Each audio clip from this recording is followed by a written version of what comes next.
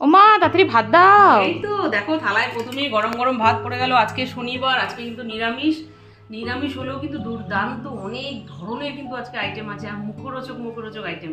প্রথমেই আজকে দিয়ে দিলাম বোম্বাই লঙ্কা, একটা দারুণ আইটেম করেছি, সেটা দিয়ে খাবো।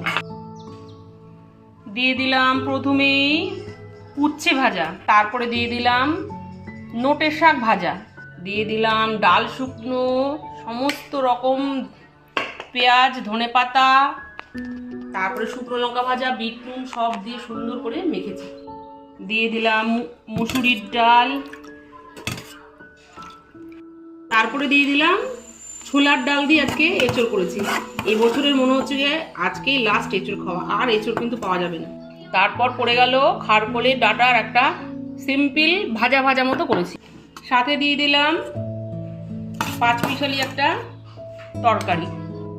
প্রথমেই থালায় পড়ে গেল মুসুরির ডাল, তারপরে পড়ে গেল ছোলার ডাল দিয়ে এঁচড়, সিম্পল একটা তরকারি, আর শেষ পাতে হিমসাগর আমও দিয়ে দিলাম।